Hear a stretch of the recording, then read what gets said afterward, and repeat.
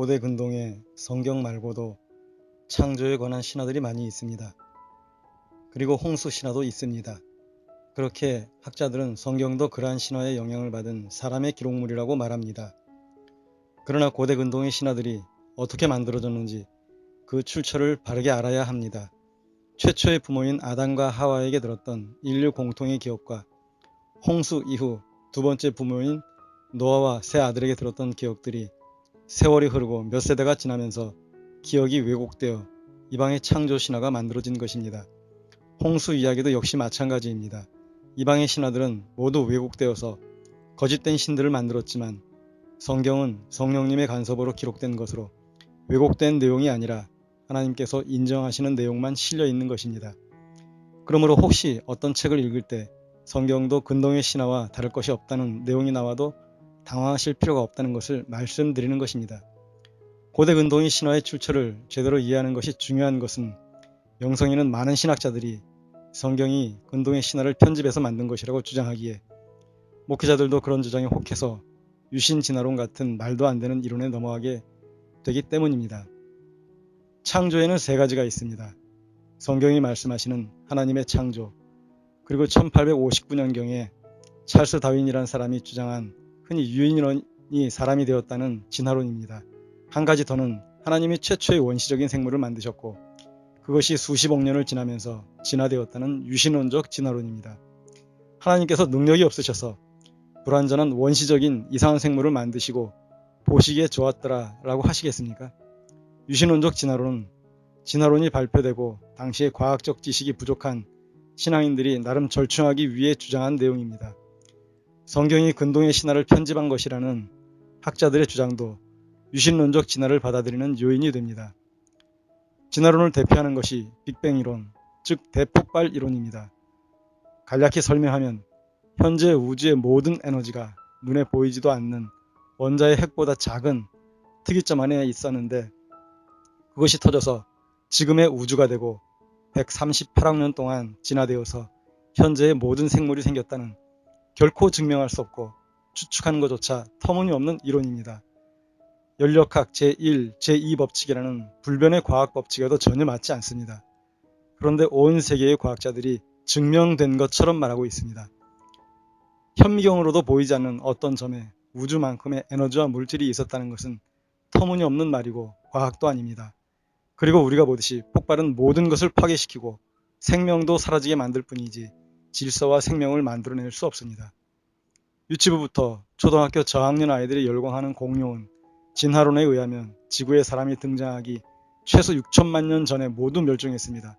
결코 사람과 같은 시대에 살 수가 없습니다. 그런데 인류의 역사를 보면 수많은 유물과 기록에 공룡이 등장합니다. 다만 지금처럼 공룡으로 부르지 않았습니다. 로마 시대에 공룡과 싸우는 사람들의 그림이 있고 남미에는 이카의 돌이라고 사람이 공룡을 타고 있는 그림이 그려진 것이 있고 중국 사람들은 최근까지 공룡의 뼈를 캐내서 우리나라 말로 하면 곰국을 끓여 먹기도 했다는 기록이 2007년 조선일보와 SBS 뉴스에 나온 적이 있습니다. 6천만 년이란 세월은 상상하기 힘든 엄청난 세월입니다. 그 정도의 세월이 지나면 뼈는 그냥 돌덩어리가 되는데 그렇게 오래되지 않았다는 말입니다. 사람과 공룡이 같은 시대에 살았다는 것은 진화론이 거짓이라는 증거가 되기 때문에 과학자들은 아주 그럴듯하고 교묘한 핑계를 대면서 모든 노력을 다해 부인하고 조작합니다. 진화론은 허점이 많아도 너무나 많습니다. 하버드 교수인 리처드 루인턴이라는 진화론자는 자신의 글에 밝히기를 상식에 어긋나더라도 명백하게 오류가 있더라도 증명되지 않는 공허한 이야기에 지나지 않더라도 진화론이 아무리 반이성적이라도 아무리 이상해 보일지라도 진화론을 고수하기로 작정하였다 하고 진화론이 가짜지만 그대로 따르겠다는 말도 안 되는 주장을 합니다. 이유는 창조주를 인정하기 싫다는 것이겠죠. 사람의 마음에는 창조주를 향한 설명이 안 되는 적대감이 있습니다. 언젠가 읽었던 기사에는 미국에서만 창조를 인정하는 과학자들이 대충 뽑아도 만여 명이 이상인데 자신들의 커리어에 문제가 생길까봐 밝히지 못하는 사람들이 많다고 합니다. 그리고 진화론을 공개적으로 부정하고 있는 과학자도 천여 명이 넘는다고 합니다. 진화론을 주장한 찰스 다윈 시대 이전에는 지구의 나이를 10,000년에서 20,000년 정도로 보는 것이 정설이었습니다. 세상은 결코 진화되는 것이 아니고 성경대로 하나님께서 종류대로 보시기에 좋도록 만드신 것입니다. 하나님께서 자신이 지으신 세상을 보시고 보시기에 좋았더라고 7번에 걸쳐 말씀하십니다. 하나님께서는 빛과 어둠을 나누시고 천하의 물을 한 곳으로 모으시고 동식물을 종류대로 지으십니다. 잘 정돈하시면서 창조하시는 하나님이십니다. 사람도 정리정돈할 때 종류대로 같은 것끼리 정리합니다.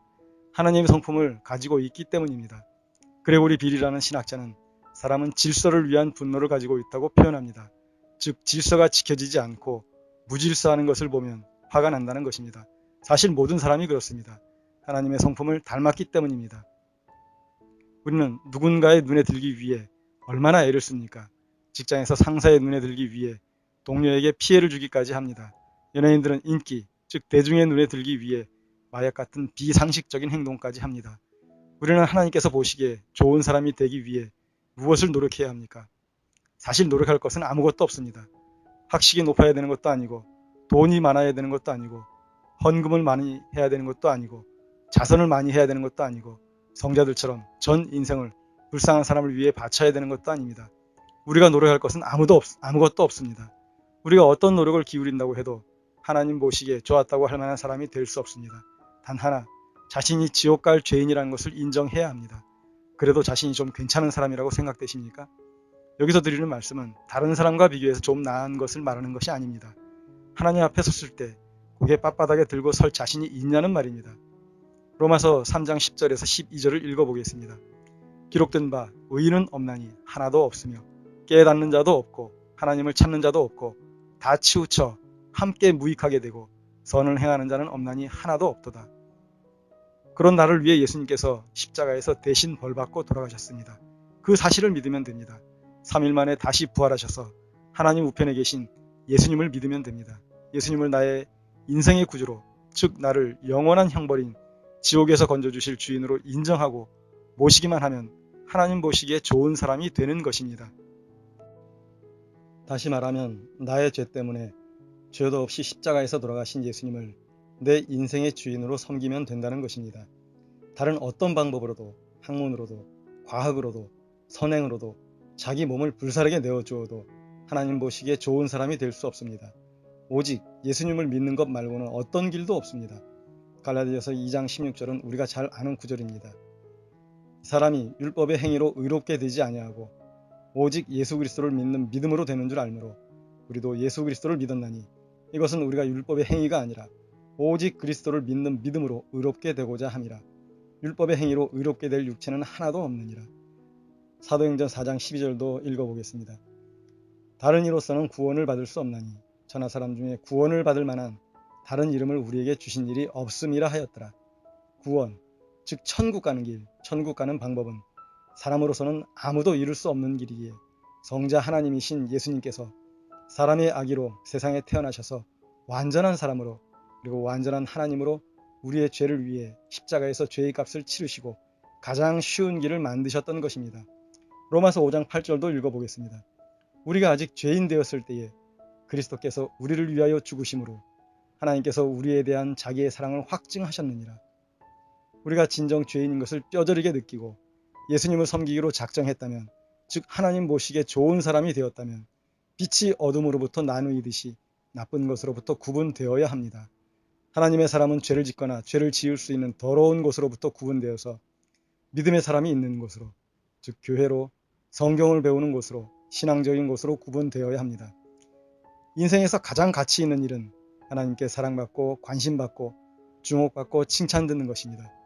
그것보다 좋은 것은 없습니다. 재산이 아무리 많이 있어도 하나님의 칭찬 한마디와 비교할 수 없습니다. 신앙적 가치관이 정상적인 사람은 분명하게 깨달을 수 있습니다. 세상이 아닌 하나님께로 구별되는 것을 거룩이라고 합니다. 거룩해지려면 먼저 하나님 앞에서 자신을 바라볼 때 절망해 보아야 합니다. 믿음이 깊어지면 절망감과 비참한 자신의 모습이 더욱 커지게 됩니다. 바울은 결혼도 못해서 아내도 없고 자녀도 없고 재산도 없고 집도 없이 오직 복음만을 위해, 주님을 위해 인생을 헌신한 사람입니다. 그럼에도 불구하고 자신을 죄인 중에 괴수라고 고백했습니다. 오해하지 말 것은 자신에 대해 절망한다는 것은 그저 낙심해서 축 처져 있으라는 것이 아니라 그렇기에 주님을 붙들고 놓치지 말고 의지해야 한다는 것입니다. 오직 주님만이 우리를 하나님 앞에 보시기에 좋았다는 칭찬을 들을 수 있게 해주십니다. 보시기에 좋았더라 하신 창조의 모든 일을 마치신 하나님께서는 안식일을 복되게 하시고 거룩하게 하셨습니다. 어떤 일을 마치고 났을 때 그 개운하고 상쾌한 성취감, 만족감을 느껴보시지 않은 분은 없을 것입니다. 나중에 10계명 때 다시 말씀드릴 것이지만 1에서 3계명에 하나님을 사랑하고 5에서 10계명에 이웃을 사랑하는 것은 4계명의 안식일을 바르게 지킬 때 가능합니다. 왜냐하면 하나님께서 안식일을 복 주시고 거룩하게 하셨기 때문입니다. 즉 안식일을 지키지 않고 복 받을 수 없고 거룩하게 될 수 없다는 것입니다. 안식일을 지키지 않고 하나님을 사랑한다고 하는 것은 거짓말이고 안식일을 통해 능력을 받지 않고도 거룩한 삶을 살 수 있다는 것은 거짓말입니다. 안식일을 지키는 것은 복과 거룩에 동참하지 않겠다는 것인데 그런 것을 보시고 하나님께서 보시기에 좋았더라고 하시지 않을 것은 당연합니다. 그리스도인에게 천국 가는 것 말고 그 다음에 중요한 것이 무엇입니까? 하나님의 자녀라는 것을 보여주는 거룩한 삶입니다. 안식일을 지킬 때 거룩한 삶, 하나님 보시기 좋은 삶을 살 수 있는 힘을 얻을 수 있고 안식일을 지켜야 참된 쉼과 천국의 기쁨을 누릴 수 있습니다. 구약의 유대인들은 금요일 저녁 해질 때부터 토요일 저녁 해질 때까지를 안식일로 지켰습니다.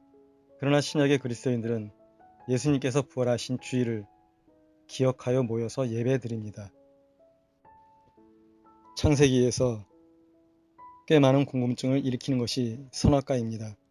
사람들은 왜 하나님께서 선악과를 만들어서 아담과 하와가 죄를 짓게 만들었냐고 원망하지만 선악과는 하나님께서 아담과 하와가 더 큰 기쁨과 행복을 누리도록 하기 위해서 만드신 것입니다. 선악과가 없었다면 아담과 하와는 자신들이 죽음을 겪지 않아도 되는 영원히 살 수 있는 존재라는 것에 대해 알 수 없고 감사를 할 수도 없었을 것입니다. 선악과를 볼 때마다 자신들이 죽지 않아도 되는 존재라는 사실에 무한 감사와 안도를 느꼈을 것이고 선악과를 볼 때마다 먹지 않았기 때문에 자신들이 하나님의 말씀을 지키고 있다는 사실에 떳떳함과 자부심을 가졌을 것입니다. 하나님께서는 사람이 선한 일을 할 때 마음에 기쁨이 가득해지도록 지으셨습니다. 선악과는 말 그대로 선과 악을 알게 해주는 지식의 나무였습니다. 그 열매를 먹지 않는 것이 하나님의 말씀을 따르는 선이고 어기고 먹게 되면 악이라는 것을 알게 해주는 것이었습니다. 굳이 열매를 먹고 나서야 선악을 알게 되는 것이 아니었습니다. 도둑질을 해서 감옥에 가 보아야 도둑질이 나쁘다는 것을 알게 되는 것이 아닌 것과 같습니다.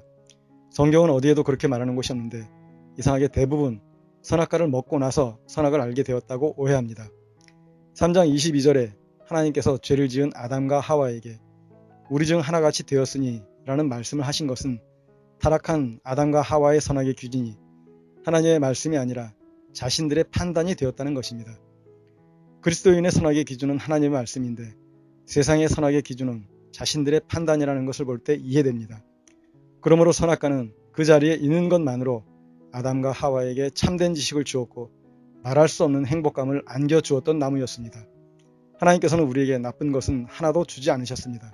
선악과조차 더욱 큰 기쁨을 위한 하나님의 크신 배려였습니다. 선악과가 아담과 하와를 고의로 올무에 걸리게 하는 나쁜 것이었다면 결코 하나님께서 보시기에 좋았더라고 하실 수가 없습니다. 죄를 지은 이후 그 결과로 세상에 있는 것들이 사람에게 해가 되는 것이 있지만 죄를 짓기 전 창조의 때에는 모든 식물이나 곤충, 동물들이 모두 사람에게 도움이 되고 유익했을 것이고 나쁜 것은 하나도 없었다는 것은 분명합니다. 3장 18절에 죄의 결과로 가시가 있는 식물이 날 것이라고 말씀하신 것을 보면 그렇습니다. 우리가 알기에 모기는 좋은 일은 하나도 하지 않는 것으로 알고 있는데 정확한 정보인지는 모르겠으나 모기가 이 사람 저 사람 물면서 사람에게 자연적으로 다른 병균에 대한 항체가 생성되도록 한다는 것을 들은 적이 있습니다. 그리고 암컷 모기도 산란기가 아니면 꽃의 꿀을 먹는다고 합니다. 그리고 더러움의 상징인 파리도 벌에 못지않게 식물의 수분, 즉 꽃가루를 옮겨 열매를 맺게 하는데 엄청난 역할을 한다고 하며 파리가 없으면 식량이 모자라서 기근이 올 수도 있다고 하는 기사를 읽고 깜짝 놀란 적이 있습니다. 그런데 하물며 동산 가운데 두신 선악을 알게 하는 나무의 열매가 아담과 하와에게 올무였고 나쁜 것이었다고 생각하는 것은 터무니없는 것입니다. 하나님 보시기에 좋은 나무였습니다. 창세기 1, 2장을 유심히 살펴본다면 하나님께서 아담과 하와를 주인공으로 등장시키십니다. 천지를 지으시고 해달별을 지으시고 온갖 동식물을 지으시고 선악과까지 동산에 두시고 에덴을 성전으로 꾸미시고 만물을 다스리게 하신 것, 모두 두 남녀인 부부를 위한 것이라 해도 지나친 말은 아닙니다. 남자와 아내가 서로 아끼고 사랑하는 것이 하나님 보시기에 좋은 것입니다. 부부가 하나님과의 교제의 시간과 다른 관계가 없으면 결코 서로 아끼고 사랑할 수 없습니다. 하나님께서는 이 아름다운 한 쌍의 남녀를 행복하게 하기 위해서 상상도 못할 엄청난 능력을 사용하셔서 아름다운 우주를 지으신 것입니다. 사람들은 인생에 부딪히는 어려움으로 인해 하나님께서 자신을 사랑하지 않는 것 같다고 느끼고 원망하고 불평하지만 하나님께서는 결코 우리에게 나쁜 것을 주시는 분이 아니십니다. 하나님의 섭리는 아무도 모릅니다.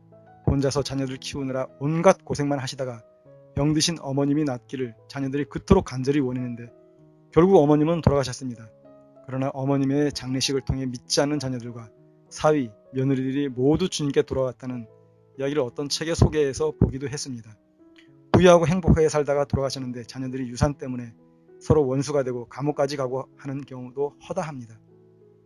로마서 5장 14절은 아담의 범죄와 같은 죄를 짓지 아니한 이라고 말씀하시는데 어떤 책에서는 이 부분을 설명하기를 아담은 영생을 잃는 것을 알고도 하와를 선택했다고 설명합니다. 사랑을 위해서 왕위를 포기한 사람도 있고 엄청난 유산을 포기한 사람도 있지만 영혼을 포기하는 것과는 비교할 차원이 아닙니다. 신앙적인 관점에서가 아니라 인간적인 휴머니즘적인 관점에서 본다면 세상이 창조되고 아담 같은 로맨스 가이는 없을 것입니다. 영혼을 포기하고 하와를 사랑한 로맨스는 모든 러브스토리의 모티브가 된다고 말하는 분들도 있습니다. 그렇다고 하나님보다 사람을 선택한 아담의 범죄를 칭찬하자는 것은 아닙니다. 가정이 바르게 서야 하나님께서 보시기에 좋다는 칭찬을 들을 수 있는 것입니다. 가정은 창조의 마침표이고 정점이기에 그 어떤 것보다 중요하다는 것을 기억해야 합니다. 즉 부부간의 믿음과 사랑은 어떤 것과도 바꾸어서는 안 되는 것입니다. 부부 사이에 문제가 있으면서 믿음을 이야기하는 것은 위선입니다. 물론 현대사회는 그렇지 못한 경우가 있습니다. 저도 부모님께서 성격 차이로 이혼하셔서 어머니 얼굴도 기억하지 못하고 새어머니 밑에서 9년 정도 자랐습니다. 마태복음 5장 32절을 보면 예수님께서도 음행으로 인한 이혼을 용인하신 것으로 보이고 고린도전서 7장에 바울도 가능하면 갈라지지 말되 믿지 않는 배우자가 갈라지기 원하면 그렇게 해주라고 합니다. 이러한 부분을 트집 잡는 것이 아니라 정상적인 그리스도인의 가정이라면 아내와 남편을 존중하지 않고 가정을 지키기 위해 노력하지 않는 것을 책망하는 것입니다. 그리스도인의 가정은 하나님께서 보시기에 좋았다는 칭찬을 들어야 마땅합니다. 오늘은 창세기 1장 2장에서 창조, 보시기에 좋았더라, 안식일, 선악과, 남자와 여자 이렇게 몇 가지의 주제가 모두 보시기에 좋았다는 말씀과 관련이 있다는 것을 살펴보았습니다. 우리 인생의 참된 목표가 무엇입니까? 만물의 주권자이신 하나님의 눈에 보기 좋은 사람이 되는 것입니다. 그것은 그리스도를 신뢰하는 것으로만 가능합니다. 저는 이것보다 더 가치 있는 것이 무엇인지 알지 못합니다. 오늘 예배드린 모든 분들이 하나님 보시기에 좋은 아름다운 분들이 되시기를 바라고 저희 해냄블리스 교회도 하나님께서 보시기에 좋은 교회가 되기를 원합니다.